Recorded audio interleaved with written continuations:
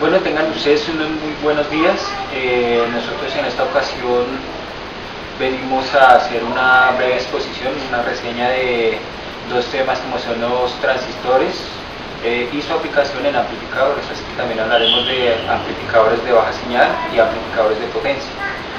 Nosotros somos miembros del SENA, aprendices del área de mantenimiento y reparación de equipos de audio y video. En esta ocasión pues nos acompañan los compañeros Carlos Iván Cuadrado y Diego Vallejo. Y quien les habla, Alilio Fuentes. Todos somos integrantes del área de la ficha 394780 del grupo 1. Bueno, para iniciar con este tema hablaremos primero de los transistores bipolares. A ver, los transistores bipolares. Estos se construyen gracias a la unión de cristales semiconductores de tipo P y de tipo N. Estos son fáciles de identificar por sus tres terminales que asoman al exterior o a través de una de las bases de la cápsula. Estas suelen estar dispuestas en línea o según los vértices de un triángulo imaginario. Cada uno de los terminales están unidos a un cristal semiconductor de tipo P o tipo N con terminal emisor, un terminal base y un terminal colector. Existen dos tipos de transistores, los PNP y los NPN. Bueno, ahora yo les hablaré un poco de las maneras de funcionamiento de un transistor. Como ya lo dijo nuestro compañero Diego, los transistores vienen en dos tipos de diseño, de canal positivo o de canal negativo. Según esta construcción, lo que nos permite un transistor es que, gracias a los fenómenos que se generan en su interior a nivel atómico, nos permite que con una débil corriente podamos tener un manejo de una onda de mayor intensidad, es decir, que esta pequeña corriente que vamos a inyectarle a la base del transistor puede tener cualquier forma y cualquier variación en el tiempo, como pueden ser señales de radiofrecuencia, señales de televisión, señales de sonido, y de esta forma podemos obtener la misma forma de variación y la misma forma de onda en el tiempo sobre una corriente mayor. Esta corriente mayor procede de una fuente de alimentación, lo que nos da lugar a poder transformar señales débiles en unas lo suficientemente fuertes para poder producir sonido como el de un altavoz o producir imagen como en un televisor o obtener los canales de radio de un decodificador. Bueno, el siguiente tema es identificación de transistores. La mejor forma es anotar su referencia y luego consultar en el datasheet. El método para determinar si es tipo PNP o NPN consiste en buscar la base primero. En NPN la base es el positivo y el PNP es negativa. Para encontrar la base se empieza a medir pin por pin con el multímetro, y cuando se miden dos pines conectando el puntero fijo en un pin y el de mayor valor es el emisor y el menor valor será el colector. Comprobación del estado de un transistor. Para comprobar si un transistor está en buen estado utilizamos un ómetro, pero lo vamos a hacer ahorita como lo hacemos acá en el SENA con el método convencional con el multímetro, que es colocando el multímetro en la fase de continuidad para que lo podamos medir. Colocamos el transistor con sus pines y localizamos la base de él. Bueno, como ya lo han hablado los compañeros, hemos hablado y estudiado los transistores PJT, sus modos de construcción, los canales por los cuales trabajan, sea positivo o negativo, y de la manera como los estamos dictaminando, el método como lo realizamos en el SENA utilizando el multímetro. Ahora vamos a complementar la información con relación a las intensidades de corriente que aparecen en las terminales del transistor. Para esto vamos a acudir a la siguiente figura. En esta figura vemos que el diodo formado por la unión del emisor y la base queda polarizado directamente con la tensión voltaje base emisor. Para que esto ocurra será suficiente que una tensión mínima superior al umbral, que en este caso, como es un transistor de silicio, será de 0,6 voltios a 0,7 voltios. Este fenómeno de polarización directa hace que la resistencia base emisor disminuya a un valor muy reducido, es decir, por debajo de unos 100 ohmios.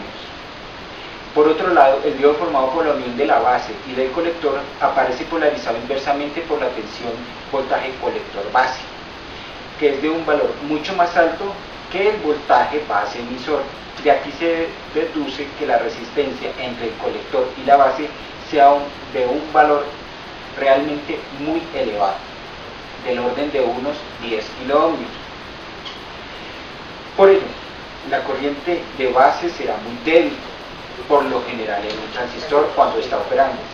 Sin embargo, estos electrones, una vez que superan la barrera de emisor y base, se sienten fuertemente atraídos por el potencial eléctrico positivo del colector, estableciéndose un valor considerable de corriente del colector, que llamaremos intensidad del colector.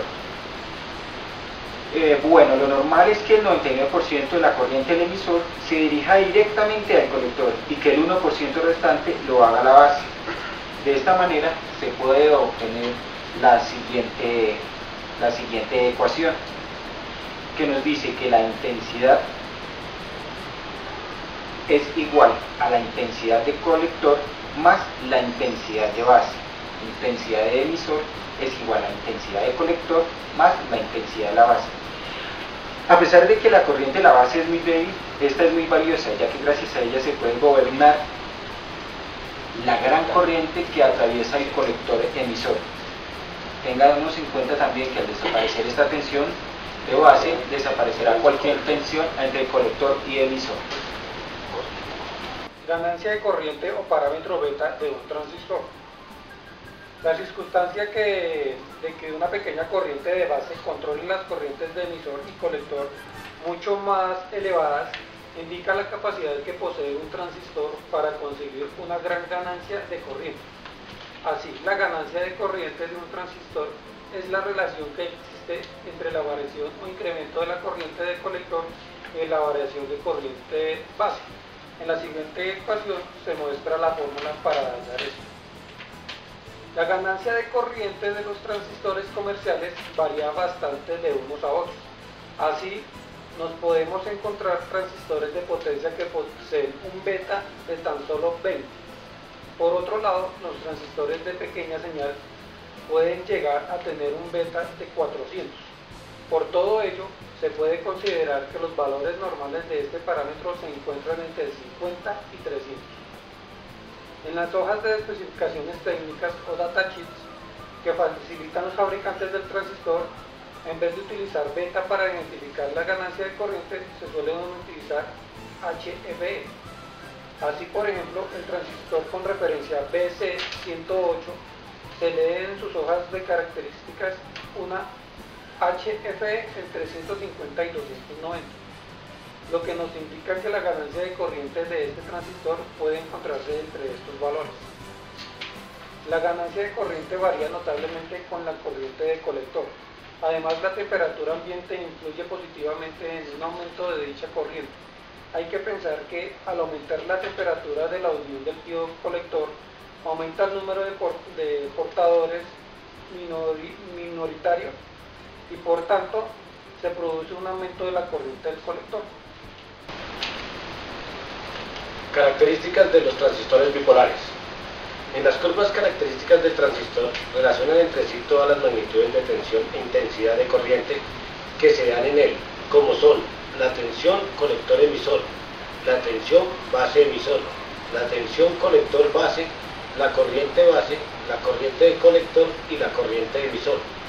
De esta forma, conociendo las curvas características se pueden entender el funcionamiento del transistor, así como determinan la mayor parte de aspectos que lo definen, como pueden ser el parámetro beta, resistencia de entrada y resistencia de salida, ganancia de tensión, determinación del punto de funcionamiento de un transistor y otros más.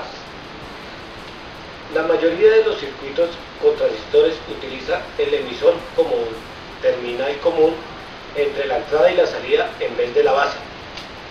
En este diagrama de curvas que representan en cierto modo la forma de funcionamiento del transistor. Se puede comprobar que para una tensión constante del colector emisor sí se producen pequeñas variaciones de la corriente de base, del orden de microamperios de origen, que originan unas variaciones en la corriente del colector mucho más elevadas del orden de miliamperios, de lo cual se deduce la capacidad del transistor para amplificar corrientes. Bueno, ya con base a los términos que hemos analizado, ahora hablaremos sobre la polarización del transistor. Es bien sabido que para conseguir que un transistor funcione adecuadamente dentro de los límites indicados en el diseño del transistor y el diseño esquemático del equipo que vamos a trabajar, es preciso polarizarlo de la manera correcta. Polarizar un transistor consiste en suministrar las tensiones adecuadas de alimentación y conectar las resistencias en el circuito con los valores oportunos, con los valores adecuados para el correcto funcionamiento de este, de forma que la señal que se introduzca en la entrada del circuito no resulte deformada de alguna manera en la salida del circuito. Características del amplificador de pequeña señal. Para estas características vamos a mirar el cuadro resumiendo todas las características de estos amplificadores. En ellas encontramos la ganancia de tensión, que en el emisor común sí hay ganancia, colector común no la tiene y en su base común sí. Para la ganancia de corriente, tenemos que en el emisor común sí tenemos ganancia, en el colector común también, pero en su base común no. La impedancia de entrada en el emisor común es intermedia y ronda entre 1 kiloohmio En el colector común es muy grande, ronda entre los 300 kiloohmios. En la base común es pequeña y ronda entre los 50 ohmios. La impedancia de salida en el emisor común es intermedia y ronda entre los 50 kiloohmios. En el colector común es pequeña y ronda entre los 300 ohmios. Y en su base común es muy grande y ronda entre 1 megaohmio. Su inversión de fase en el emisor común sí hay, en el colector común no, y en su base común tampoco. Sus aplicaciones: en el emisor común es universal, en el colector común es un amplificador de aislamiento y en su base común es un amplificador de radiofrecuencia. Bueno, como ya hemos hablado de las características de los transistores y de los amplificadores, ahora hablaremos un poco sobre las fallas en los amplificadores. Como es de común conocimiento con todos los miembros del grupo de estudio, pues hemos dictaminado en los laboratorios del SENA nuestros amplificadores, los cuales nosotros mismos habíamos fabricado. Para dictaminar cualquier falla, lo que realizábamos era, mediante el uso del osciloscopio, seguir la señal que se le inyectaba al amplificador. Por lo general esta es una señal de 1 kHz y podemos seguirla ya sea mediante el osciloscopio o mediante un pequeño audífono. Podemos ir dictaminando cuál transistor se encuentra en corto, cuál transistor ha quedado abierto y cómo está operando cada fase de amplificación de nuestros aparatos. Hasta acá llega nuestra exposición sobre estos temas. Esperamos que hayan sido de su agrado. Les agradecemos la atención prestada y les deseamos un muy feliz día.